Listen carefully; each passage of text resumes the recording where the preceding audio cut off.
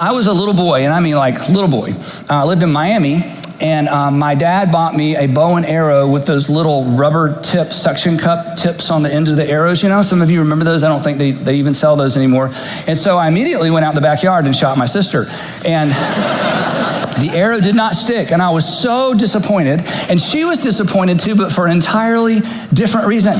And so she began to cry, and my dad came out in the backyard. I could, you have pictures that stay with you forever. And he came out and he took the arrow, and he said he was going to spank me with the arrow. Not stab me with the arrow, no emails. He was going to spank me with the arrows. Because that back in the day, that's what you did. That's why I turned out to be such a fine, responsible citizen. So anyway, so he began literally to chase me with this arrow, and I thought, well, my mom's in the house. Surely there's mercy in the house. And I ran in the house, no mercy for mom, through the living room, into their bedroom, into their bathroom, dead end, nowhere to go. And the only way to literally cover my rear was to sit down. And I did, but the lid was up. And immediately my knees were to my chin, and I was folded up in the toilet, stuck. I'm not making this up. I'm in church, okay? And church is a lot of church. So anyway, so I'm stuck, and I can see I'm low, towering over me is my dad with the arrow, and he burst out laughing, uncontrollable laughter, and I escaped that particular spanking with the arrow. But I learned something. My behavior was forever modified. Do not shoot your sister with the bow and arrow. I learned that very important lesson. And then throughout my childhood, this will be surprising, throughout my childhood, I had other behavioral modification lessons. They went through middle school and high school and all the way through college. And this is something we've all experienced. In fact, we are all really, really good at monitoring and modifying our behavior, aren't we? Because, when you went to that new job, they said, this is how we do it here. When you went to college and you joined a fraternity, they said, this is how we do it here. Sorority, this is how we do it here. We don't do that. We don't dress this way. We don't use that language. So throughout life, we've learned that in order to be successful, we monitor and we modify our behavior. And we're pretty good at it. But then every once in a while, from out of who knows where, and we don't know where this comes from, do we? Out of nowhere, it seems, or out of somewhere for sure, we say and we do the dumbest things. And we even say sometimes, I don't know where that came from. And the people around us are going, we know where it came from, right? That thing in your book does this. Okay, we know where it came from. And what we're saying when we say, I don't know where it came from is, that's not me. I don't think that way. I don't feel that way. Where did that come from? So where does all that stuff come from? That's what we're going to talk about today.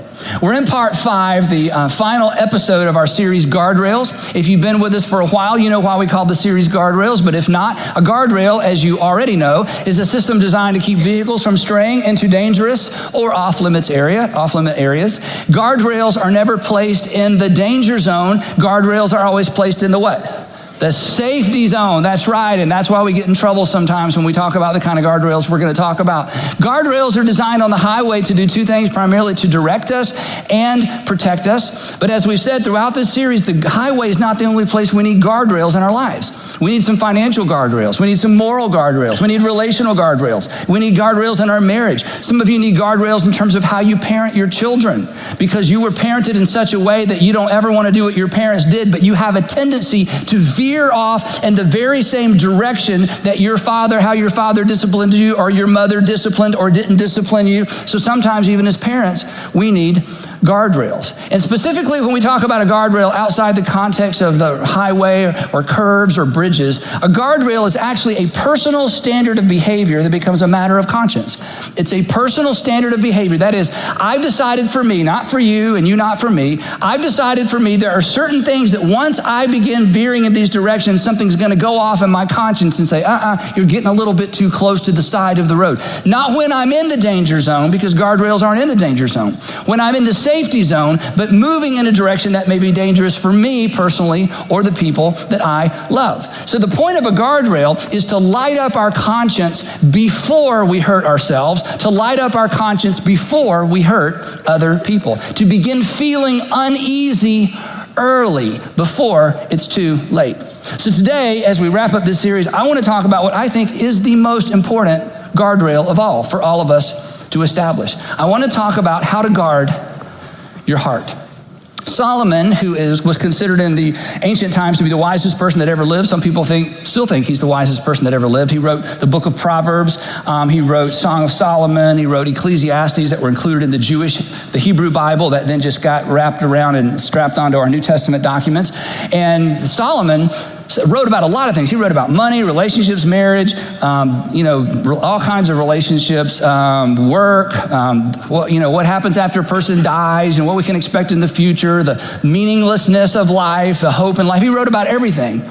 But in the book of Proverbs, he says essentially, hey, all that stuff I wrote about, it's really important, but there's one thing I don't want you to miss. If you forget everything else I said, if you ever had that conversation with one of your parents or maybe with one of your kids, if you forget everything else I said, here's what Solomon says. If you forget everything else I said, above all else, guard your heart.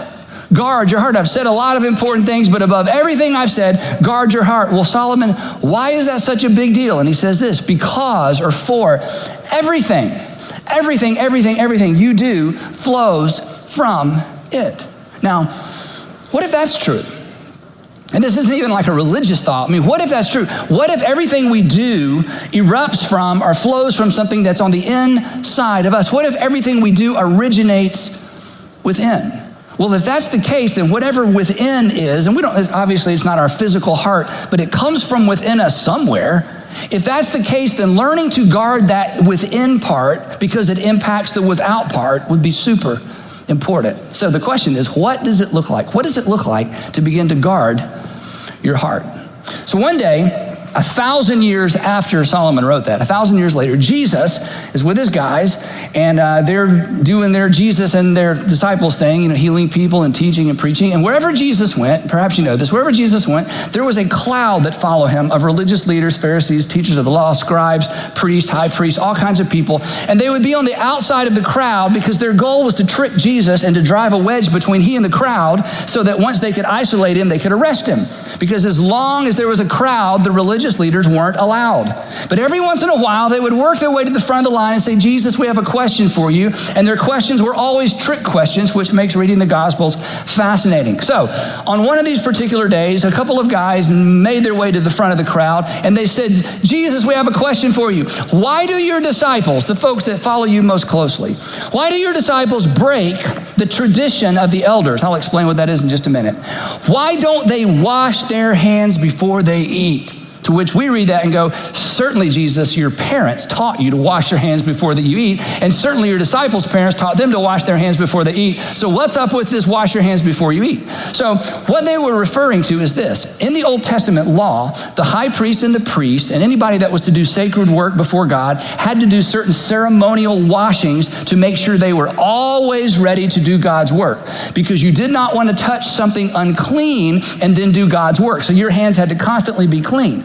Well, over time, and so this was a tradition they had, actually it was a law they had for the religious leaders, but then they turned it into a tradition for everybody, and they imposed on everybody else this sort of guardrail rule that said everybody needs to do these ceremonial washings so they don't accidentally touch something unclean, like something dead or blood or something that was off limits to ancient Jewish people, touch that and then touch food and put the food in their mouth. So they said everybody needs to do these washings. Well, the law didn't teach that. The law said that was just for the priest, the high priest, and certain folks that worked at the temple. The priest and high priest came along and said, no, all the Jews had to do it. So this was a tradition, not actually a law. So over time, the temple leaders elevated the importance of this tradition to that of a law. So Jesus wasn't breaking one of the 10 commandments or one of the laws. He just wasn't paying attention to one of their traditions because they made it up.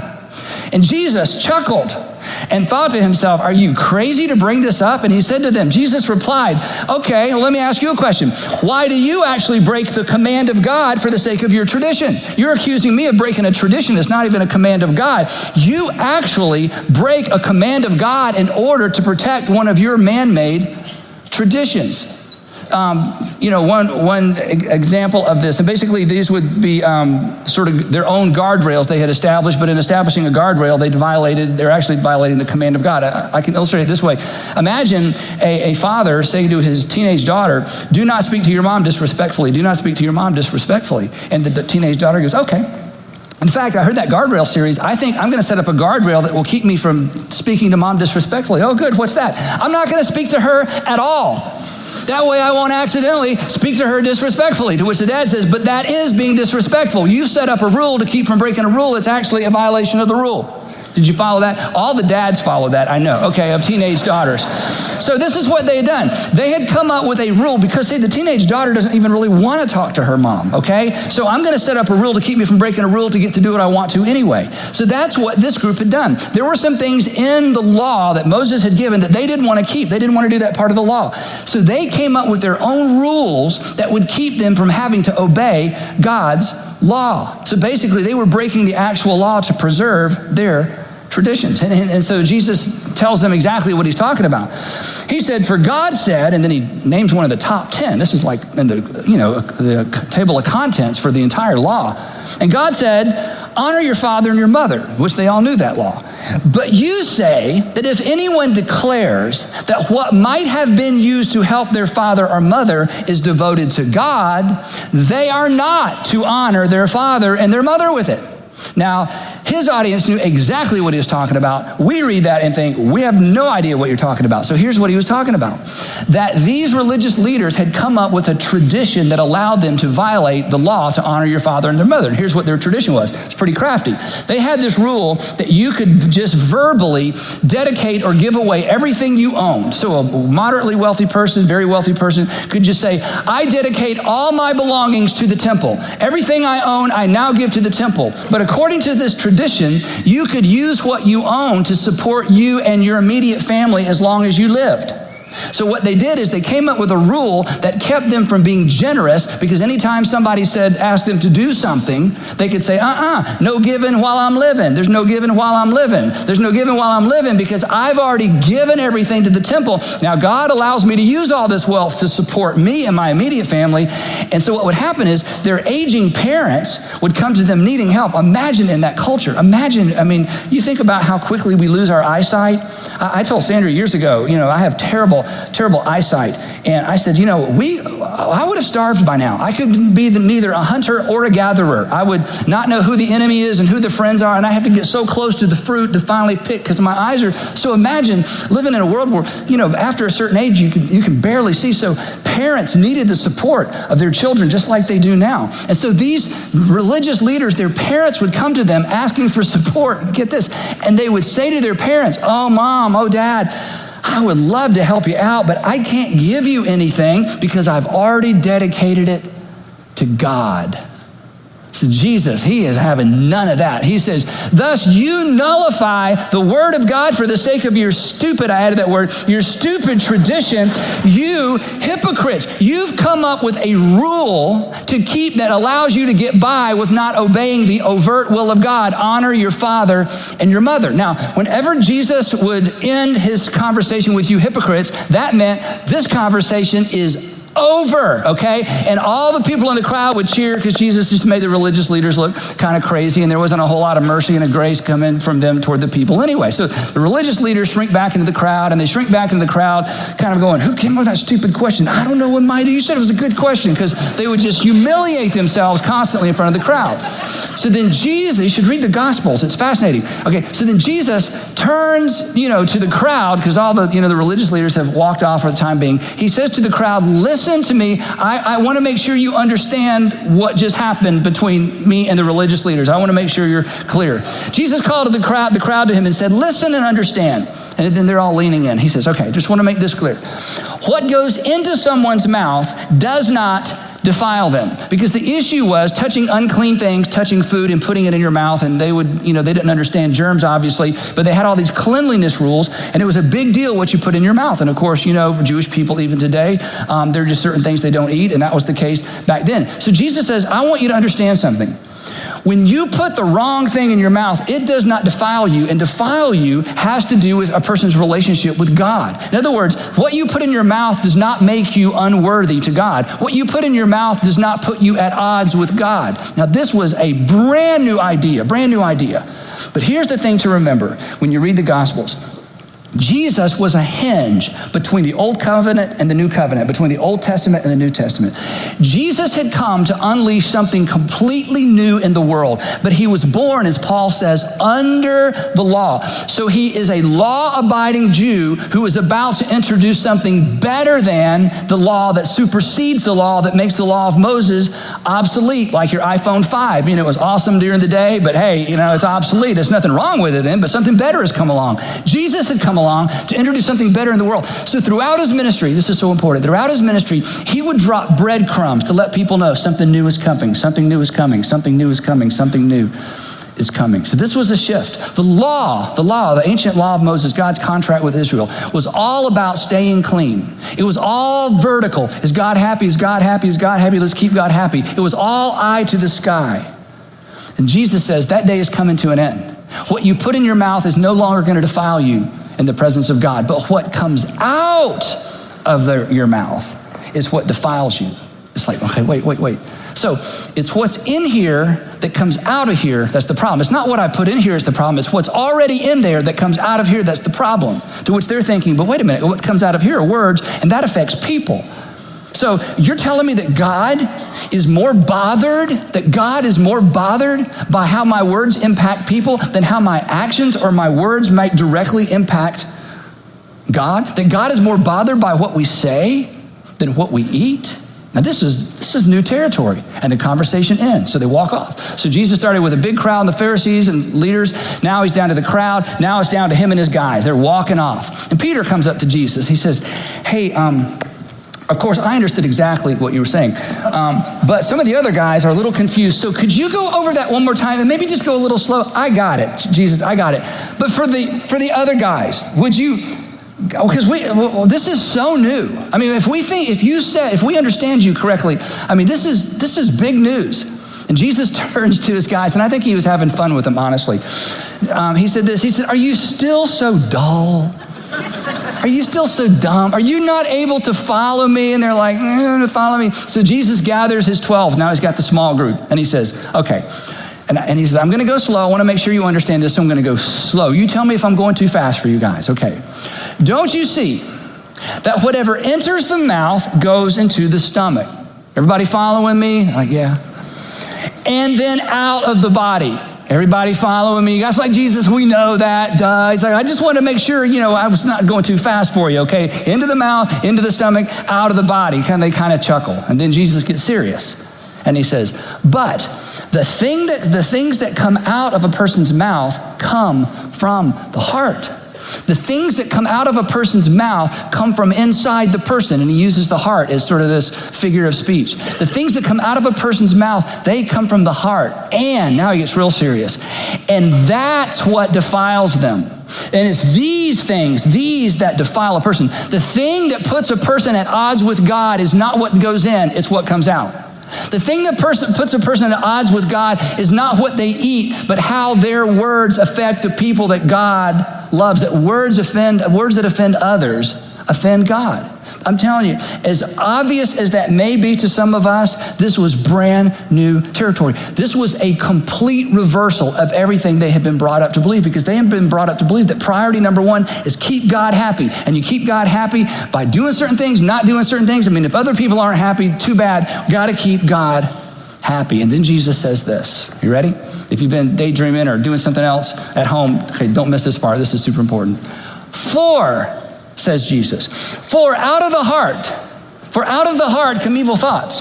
Murder, that's an activity. Adultery, that's an activity. Sexual immorality, that's an activity. Theft, false testimony, slander. He says, from the heart comes all these things that defile a person. Well, why do these defile people? Because they hurt people, and when you hurt people God loves, you hurt God. And when you offend people that God loves, you offend God. And when you do things that harms other people, it offends God. That's what defiles a person in God's presence. It's not what goes in. It's what comes out and how it affects other people. These, he said, these behaviors that impact other people, these horizontal behaviors, these are what defile a person. This is what makes God a little bit upset. So they're going, wait, so mistreating other people puts us at odds with God? not breaking dietary laws and cleanliness laws? Jesus says, no, I want to make sure you know. But eating with unwashed hands does not defile them.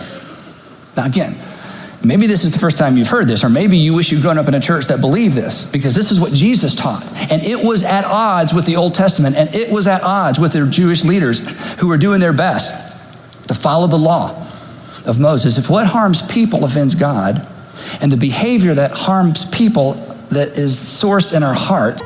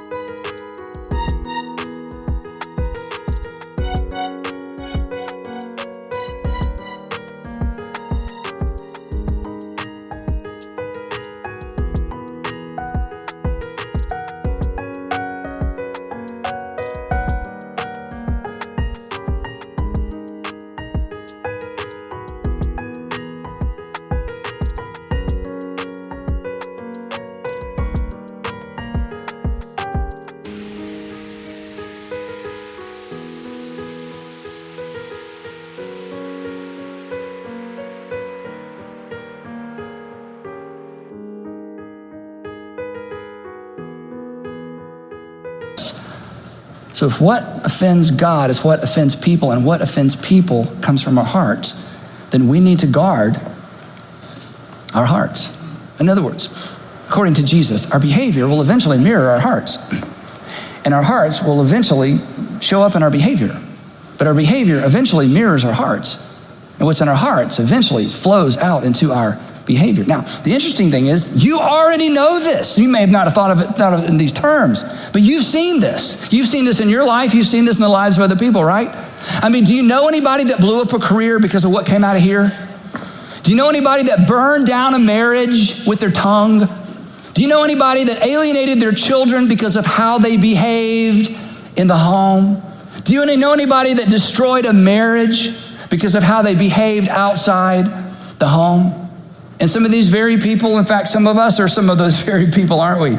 And we look back and think, what was that? Who was I? Where in the world did that come from?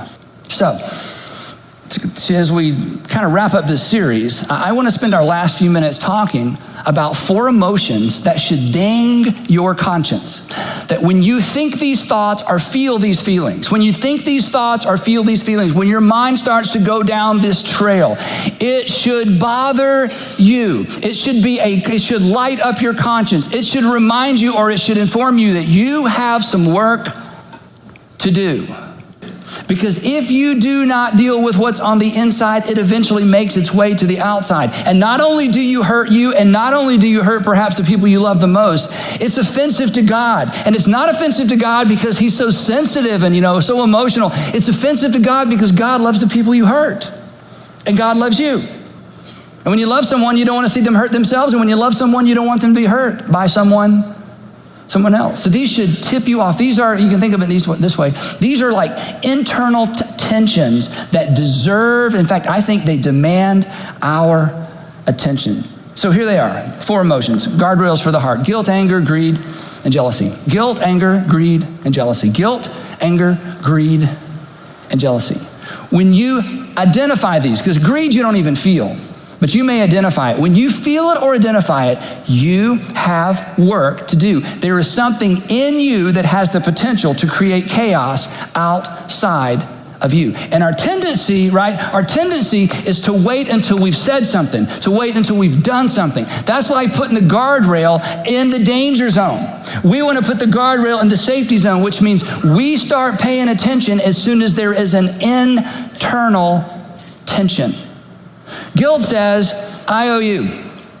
I owe you an apology. I owe you something because I took something from you and you don't know about it, or maybe you do, but I'm too proud to admit it.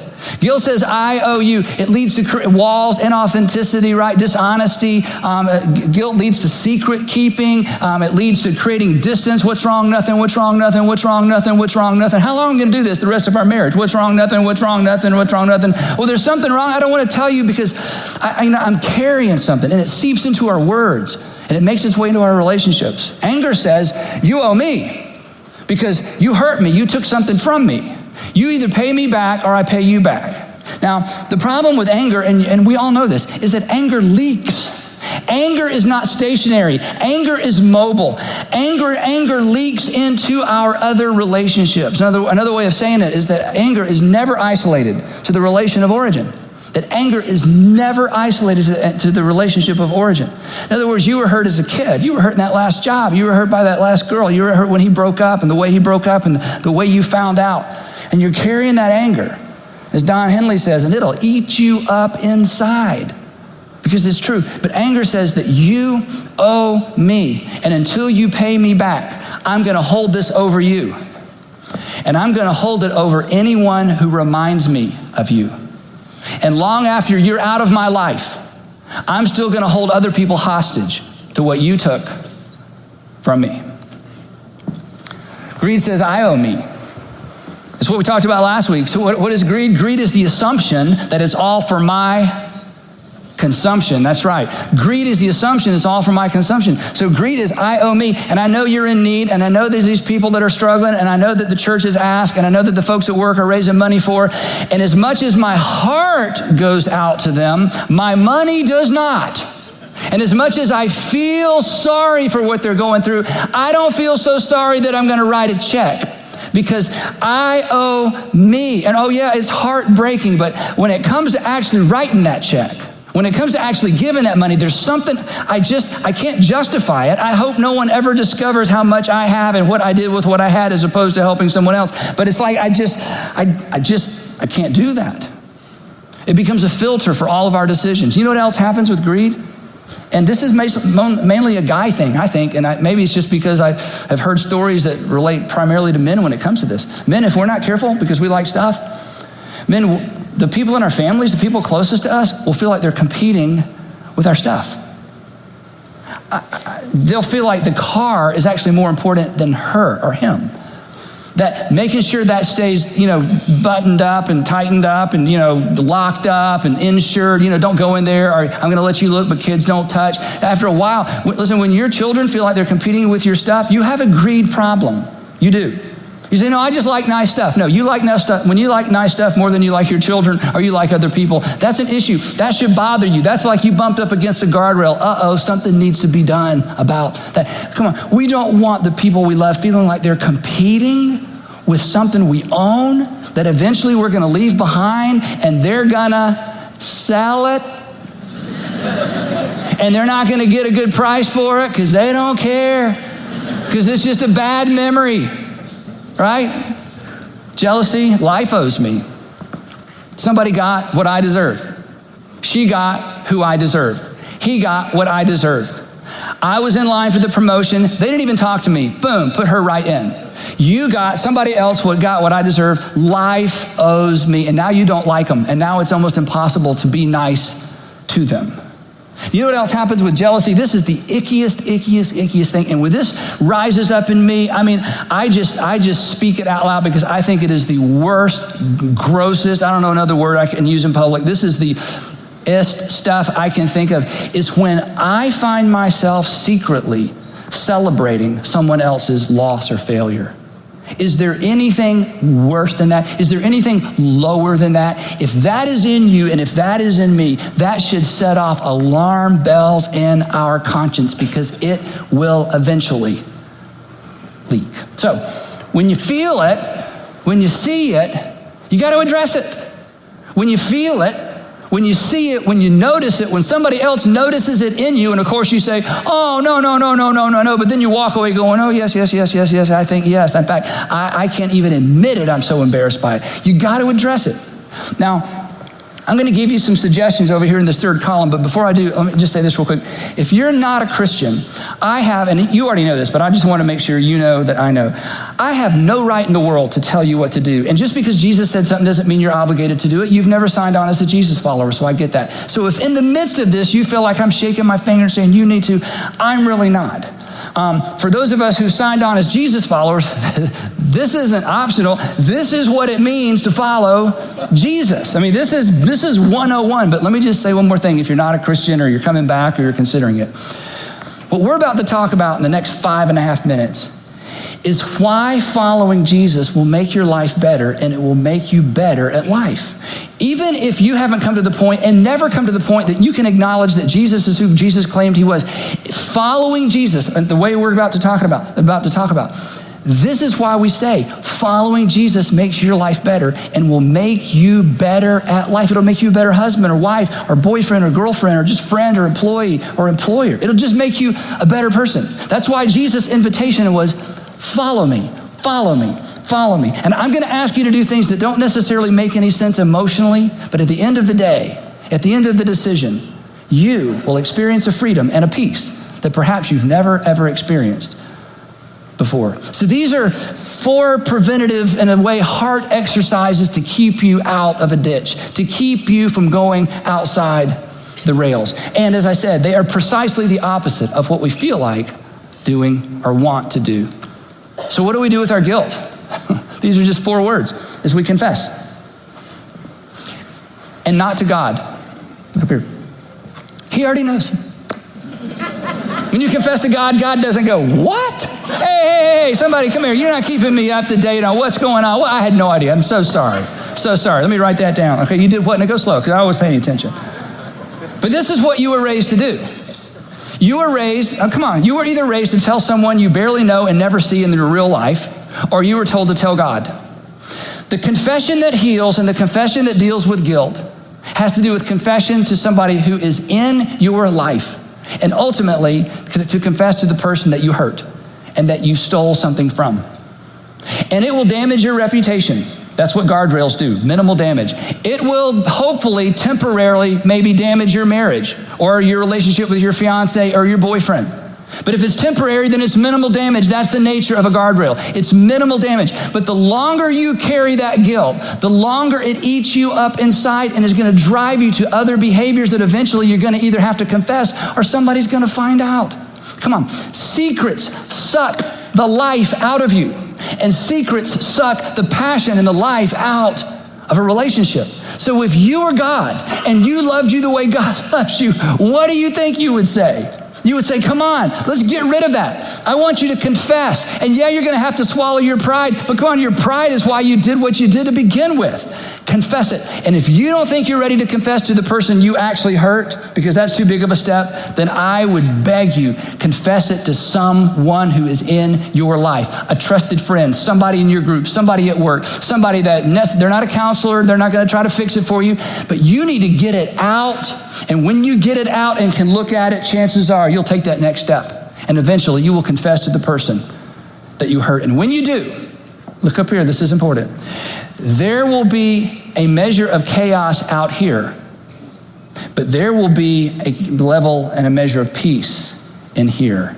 And this will eventually dissipate. And this will eventually be something you work through. But you will have set yourself up for future success by simply doing the difficult work of confessing. Anger, we already know the answer to this. It's forgive. Do you know what forgiveness is? Forgiveness is identifying specifically what was taken from me and deciding you don't owe me anymore. It's not enough to say I had a terrible dad or I had a terrible mom or my boss. Okay, they were terrible, granted. But what did they take from you? What specifically was taken from you? You've got to identify specifically what was taken from you, and then you have to look at it and say, I'm making a decision. You don't owe me this anymore. I'm canceling the debt. That's what forgiveness is. It's canceling a debt, to which we say, I feel like I'm letting them off. You are. That's why I feel so bad. But you're letting somebody else off as well. You. Because you're digging up all of this out of your heart and you're saying, I will not be ruled by this anymore. It's not going to follow me into my next relationship. It's not going to follow me into my next marriage. It's not going to impact the way I discipline my kids. I'm done. I am deciding you don't owe me. You are forgiven. And what do we do about greed? We give.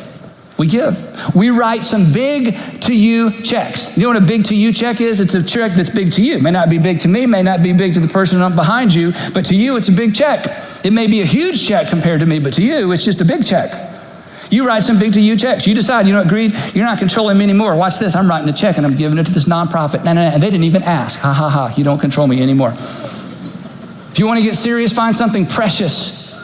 An object, not a child, okay? Find something, not someone, a something, not a someone, a something. You find something precious, like don't touch that, don't go in there, don't get your hands on that. We keep it behind glass, and you sell it, and you give the money away. And you go, aha, these objects will not control me anymore. I'm not about stuff that somebody else is gonna have to sell.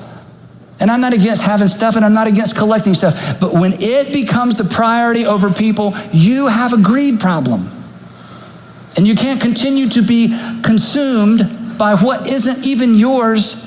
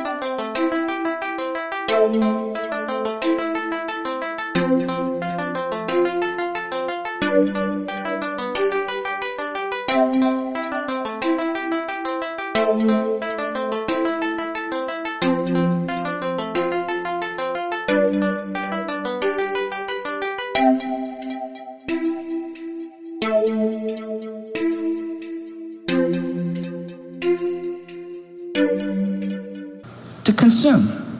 Christians don't trust in riches. We trust in him who richly provides.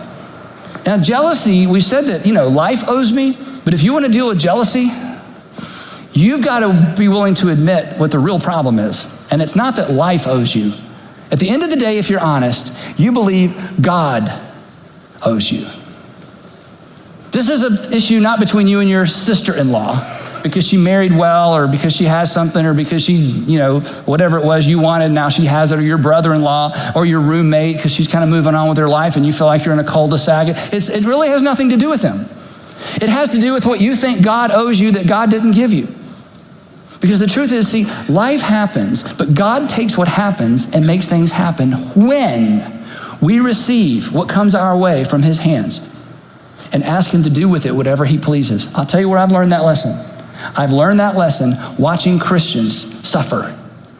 I have watched, as many of you as well, have watched Christians go through things with family or children or illness or any kind of thing, financial thing that they really didn't deserve, or just because of just life happens. There's no explanation, just stuff happens. And instead of becoming bitter, and instead of spending the rest of their life comparing their bad fortune to everybody else's good fortune, somehow they just offer it to God, and they are the people I have the most respect for, and they are probably the people you have the most respect for. Why? Because they just don't compare. They just receive life from God and say, God, this is what happened. Now what can you do with what happened? The way you respond to jealousy is you begin to celebrate. You begin to celebrate what God has given you, and you begin to celebrate what God has given others. You begin to celebrate what God has given you, and you begin to celebrate out loud. Dear Frank, congratulations on the promotion. As you know, I was really hoping to get it, but I am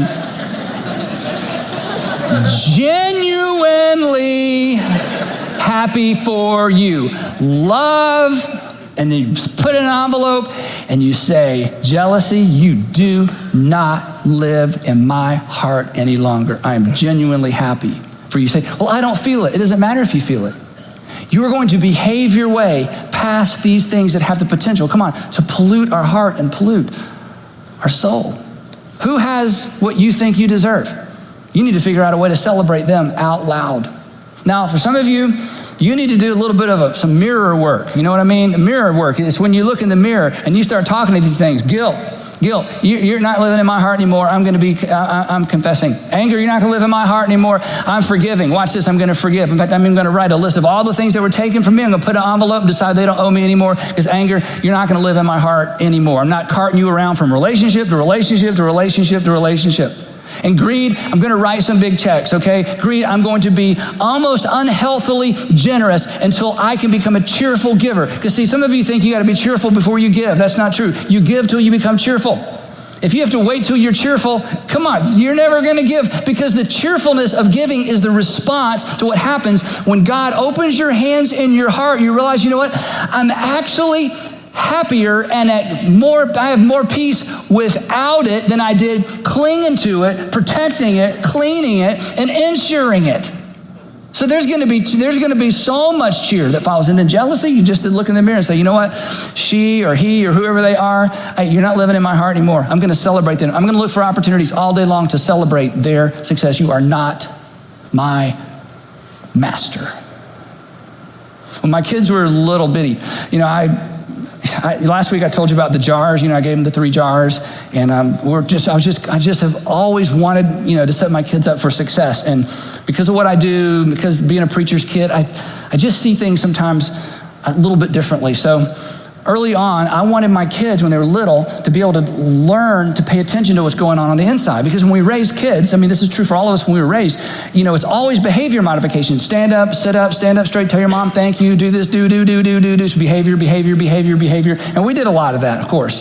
But I wanted them to learn to identify what was going on the inside. So when I would put them to bed at night, I would just place my hand on their chest and I'd say, hey, Andrew, is everything okay in your heart? Anybody hurt your feelings today? Because sometimes kids don't know what to do if it's hurt my feelings. I don't know what to do with that. Did anybody lie to you today? Andrew, do you feel guilty about anything?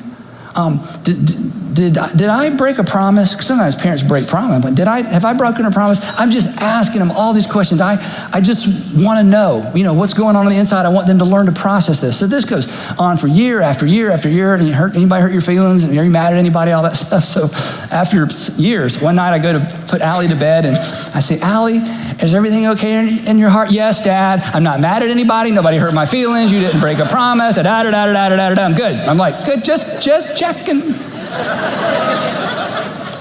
And you know what I thought? That's good. She knows the answer. She knows what to look for. She knows what to listen for. She knows what to feel for. So let me ask you this and we're done. Okay, come on. Is everything okay in your heart? Is everything okay in your heart? Is everything okay in your heart? Is everything okay in your heart? Are you mad at anybody?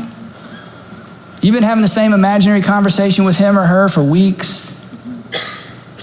Is everything okay in your heart? Are you obsessed? Or if there's something, every time, in fact, it's hard to even listen today because there's something that just comes front and center and it just churns in your gut. Is everything okay in your heart? Clinging to anything that you know you have hurt some people's feelings over stuff. Have you recently, even in your heart, celebrated somebody else's failure? Celebrated the fact that life didn't work out for them the way you know they hoped it would work out for them? If so, that's dangerous. Because if it's in there, it's gonna come out of there. And it will defile you with God. Not because God is squeamish, because God loves you and loves the people that your words and actions have the potential to hurt. So, above all else, guard your heart. For everything you do flows from it.